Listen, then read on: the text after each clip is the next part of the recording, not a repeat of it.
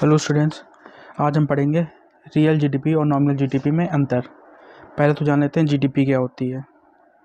GDP होती है value of all the goods and services produced with in the territory of a country. Goods and services with in the territory of a country. फिर आते हैं nominal GDP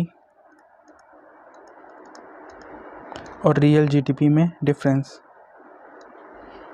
अब normal में base year लेते हैं, sorry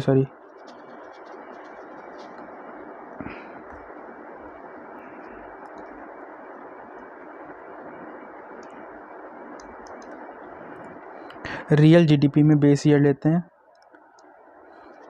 और nominal GDP में current year लेते हैं। करंट ईयर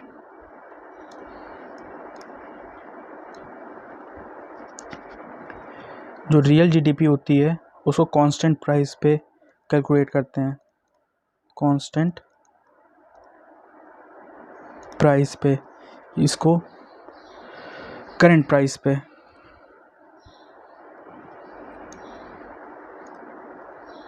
करंट प्राइस ये इन्फ्लेशन से एडजस्टेड होती है रियल जीडीपी, और nominal GDP not adjusted to inflation. Inflation adjusted.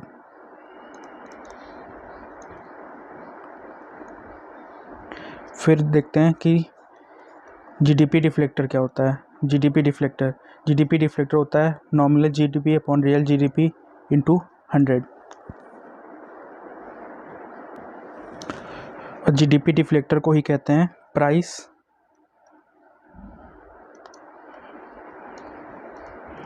Index. वो भी आपको समझ में आया होगा कि नॉमिनल जीडीपी और रियल जीडीपी में अंतर क्या होता है।